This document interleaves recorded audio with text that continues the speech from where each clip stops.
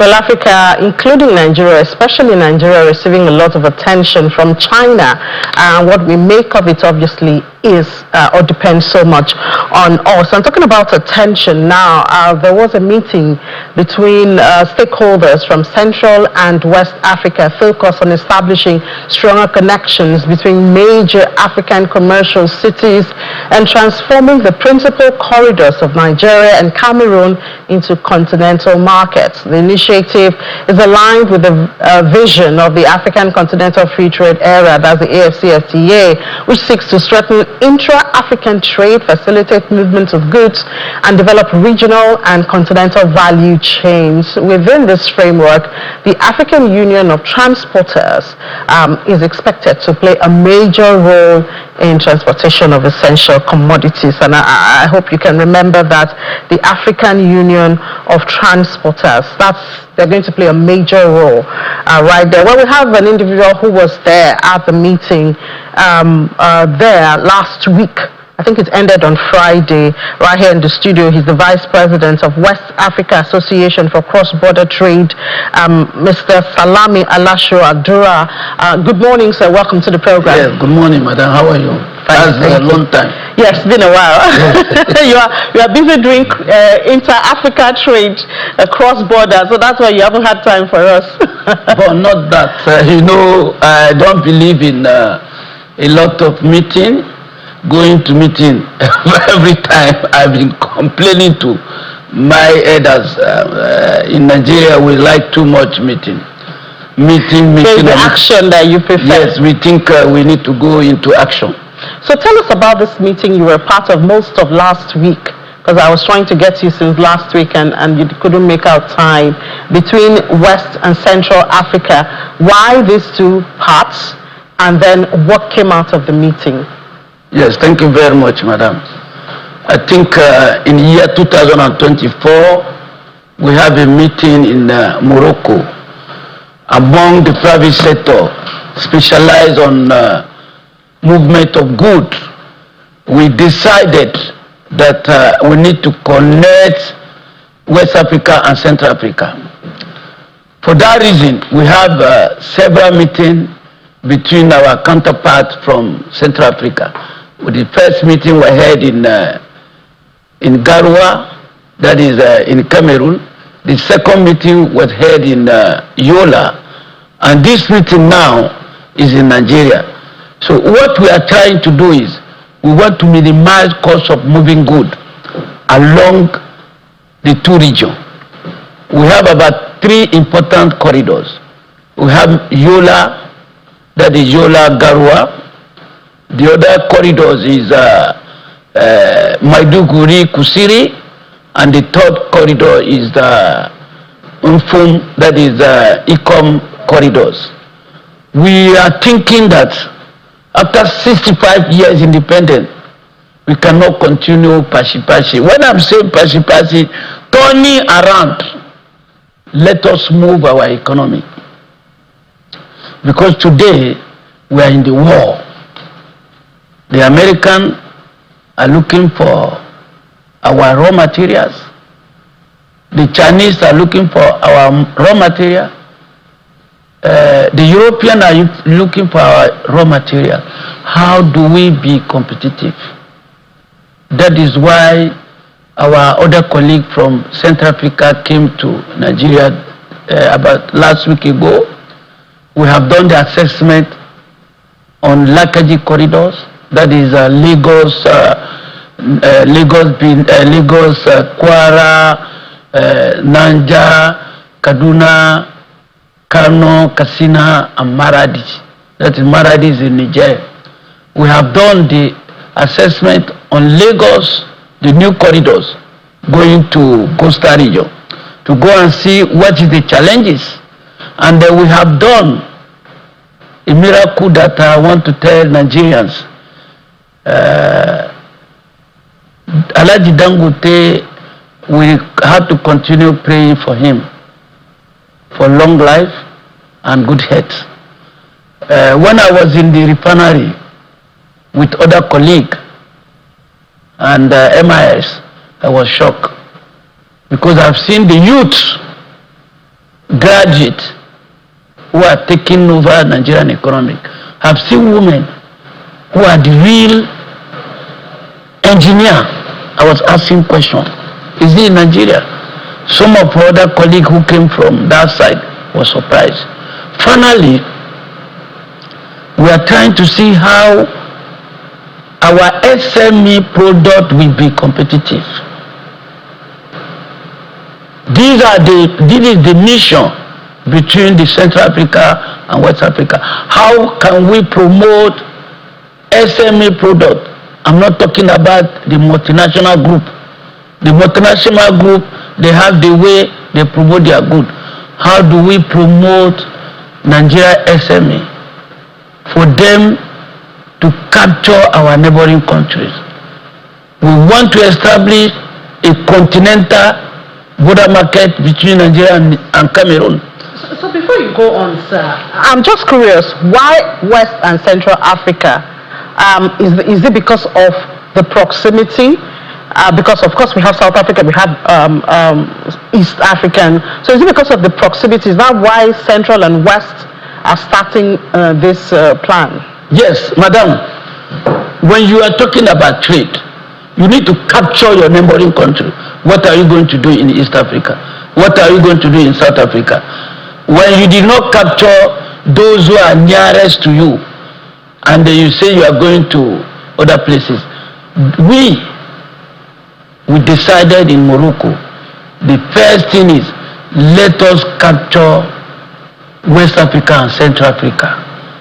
I can send my good by road today. If you go to my 12, by 2, you can go by road from Lagos to Douala by road. Lagos Douala by road through Ikom. From Douala you can go to Brazzaville and Kinshasa. That is what we are looking for. How can we promote our good among the two regions? Because we share border together, we have similar cultures. So the moment if we can capture Central Africa, we cannot talk about East Africa, we can talk about South Africa. But I mean, from past conversations, infrastructure is a major one if you want to drive from here, and that is why a lot of people say, why should we continue looking at road when we can actually do air easily and do train easily? So when we look at the security risk, when we look at the infrastructural cost, which I mean still has a lot of gap even within the region, so how do you hope to overcome this? Or wouldn't it be better to try and make the air perhaps more affordable? Oh, yes, madam. I want to talk to you this morning about the security challenges. You mentioned infrastructures. Who will provide security? Is our government. What are they doing with our money? The money they are collecting, the tax we have been paying. I'll give you an example. Before the security challenges between Niger and that is the largest countries. If somebody from Burkina Faso want to buy onion from Niger, you have to go through Kanchari. Kanchari is a border between Niger and Burkina Faso. When there is a security challenges, I have to go through Manaville, that is Benin Republic, which I have to go through. I have to pay transit levy in Benin Republic, pay transit levy in Togo before moving to Burkina Faso, and I'm going to spend about more than 450 kilometers. Now that Manaville border is closed, I have to go through Samia corridors. When I'm going through Samia corridors, I'm going to pay transit in Nigeria, transit in Togo, transit in Benin Republic, and I'm going to spend about more than 1,300 kilometers, where I'm supposed to spend 800 kilometers. When we are talking about security, again, what our government are doing, what are they doing? In terms of infrastructure, if you go to East Africa, go to South Africa, Go to Europe, they have good road.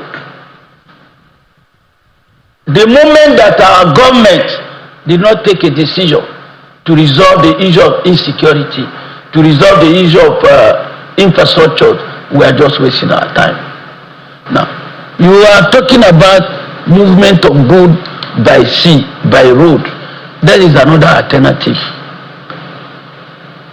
What is the cost of moving goods from Lagos to Abidjan by air? What does it cost me? Between Lagos to Abidjan is about Lagos to Kano. That is the distance. Lagos Abidjan is about 1,000 kilometers. Lagos Kano is about 1,100 kilometers. How much does it cost me?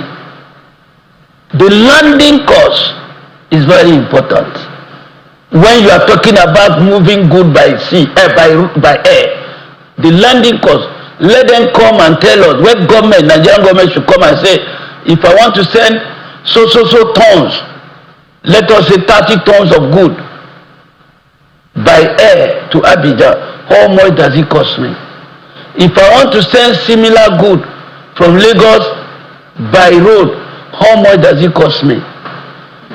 Our government should focus on infrastructures. Let them resolve the issue of security. Let them resolve the issue of transit levy. I mentioned something. I say if I want to send good from Nigeria to Togo, to Ghana by road, I'm going to pay transit in Benin, transit in Nigeria, transit in Togo when I'm loading good in Koni in Niger Republic. So all this issue of going by air, and they sit down to do funding. The landing cost is very important, madam. If you don't have a landing cost, are you going to be competitive? Where you want to take that good to? What is the landing cost? Who are your competitors? You don't know those trade barriers.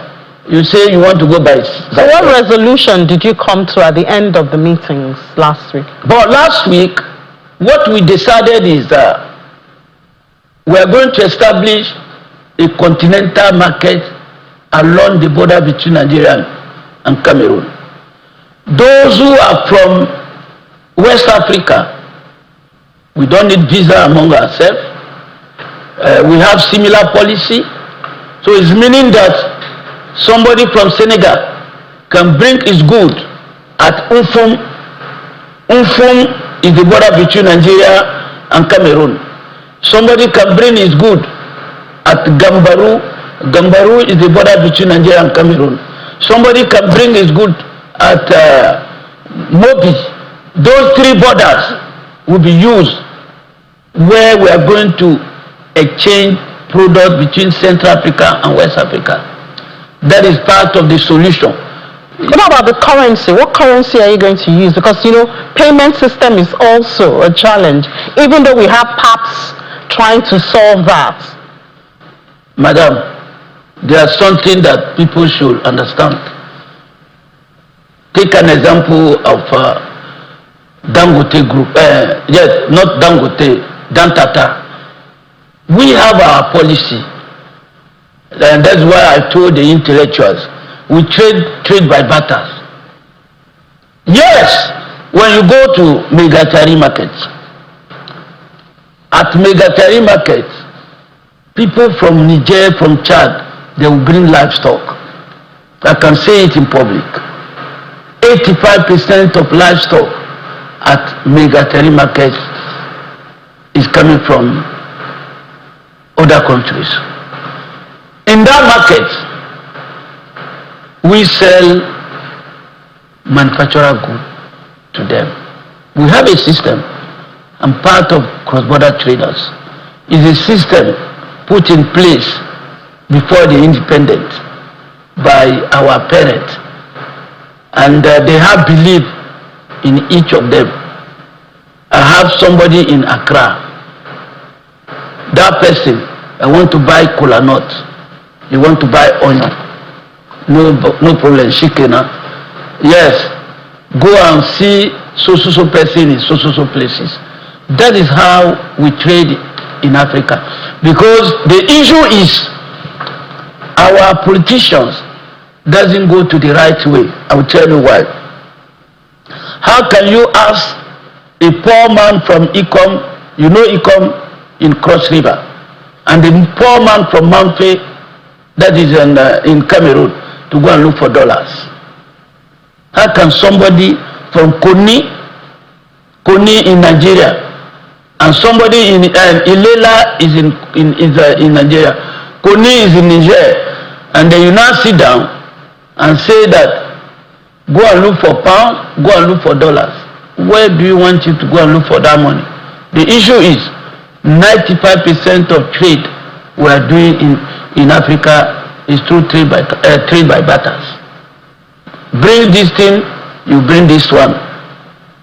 That is the way we work. And there's no way. I'm sharing this another experience with you. When the late Papa Romeo is the managing director of Foundry, we wanted to establish Nespo trade in Burkina Faso. And we transferred $10,000 to Burkina Faso. I can say it in public. We could not succeed because the headquarters of CFA based in Senegal. The French government had to do a proper investigation. Say, if you allow Nigerians to go and establish Nespo trade, they are going to take over the market. Because they have a policy that establishing a distribution center in Abidjan for the French-speaking country, and they establish a distribution center in Senegal, will assist them to maintain the issue of CFA. I was part of them in year 2002. I can say it, when I was being nominated to go and discuss about the eco currency. So when we were in Accra, the hotel accommodation was paid by European Union. The feeding was paid by European Union. The transport allowance was paid by European Union. And I told those big men, those professors, those doctors who came from Nigeria, I say, Oga, I think the former president of Lagos Chamber of Commerce was there. I say, all these things we are doing, Europe. They say, why? I say, number one, the person leading the meeting is a Frenchman, is a Oyinbo. Those who pay us allowance now from their money. Now we want to have eco currency. I told them on that meeting, he can't work. They said, no, he will work. Do we still resolve the issue of eco currency? The moment Nigeria is sleeping, dreaming, Nigeria didn't take the leadership of African continent. We continue dreaming. But when Nigeria, we decided, say we are moving. When Alhaji Dangote, Aliko say, I'm going to build refinery. When Nigeria want to do something, he will do it.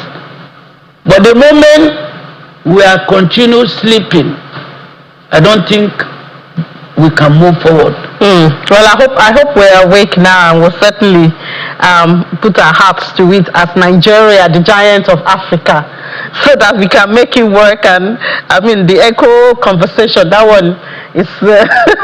But anyways, we're out of time. Thank you so much, Vice President, West Africa Association for Cross-Border Trade, Alhaji Salami Alashadura. Thank you for your time, sir. We'll certainly reach out to you. Hopefully, you will have time for us in the nearest future, so we can have you again in the studio. Yes, thank you very much. I wanted you ask about Azulu policy. You know, I did not talk about it. Yes. It's only Burkina Faso who enforce Azulu policy. You know, Azulu policy is to maintain your road. When people will be loaded, one truck that can carry three three truck. But the Burkina Faso president say, we no get money again. No. Those people are not giving us money. So we want to follow the Azulo policy. If you arrive today at Burkina Faso borders, you have to weigh your goods. Now you are talking about infrastructures. Where is the toll gate along your corridors? I'm asking you a question.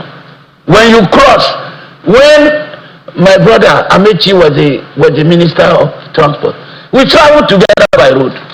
When we arrived Semeboda, the moment we cross, we have seen the infrastructure has been improved. And I asked him a question, Minister, you see it, he driving himself. I asked him a question, this is the problem. You don't have structures. You say we should not talk. Madam, the moment you have the structures, we don't need to import Oyibo. I can assure you, we have a lot of Nigerians who are guru, who can do it. We have Dr. Awe, is my colleague. You can know Barrister Awe. We have Dr. Isemede. We have a lot of them. They can do a lot. We don't need to import people. I lecture Oyibo on trade. Thank you very much. What I'm telling you is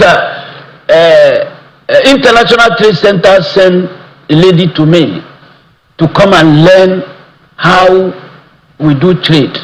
And I explaining to that lady. I said I was following my father when he was doing business around 73. I was going to school at that time. Following my father. He say, you walk away, you go to school. How do you do? This one, you buy Lara. I bought this one like this. I pay transport like this. We sit down. Now you go school. Me, I don't go school. That is why I always tell people that I learn from my father. So it's native sense. Yes.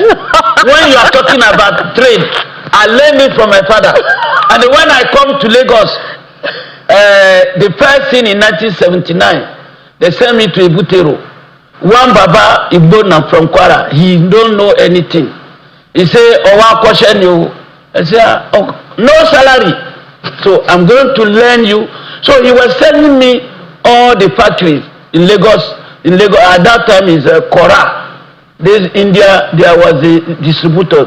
So I will follow them, go to Ilupeju, go and collect goods. That is where I learn. For somebody who did not go to school. So thank you very much, madam. All right, sir. All right, I really have to have you another time. Thank you so much for coming on the program. Alhaji Salami Alashadura. Thank you for sharing your knowledge. So no, thank you very much. I think we don't need to go somewhere, madam. We have the brains, the skills and all here. We have everything. All right. We can add value. You mentioned about Chinese. Okay. You did not talk about it. All right, sir. But next time. Okay, yes. Thank you very much. God bless you for giving me the opportunity to be here today. All right, sir. So good having. All right.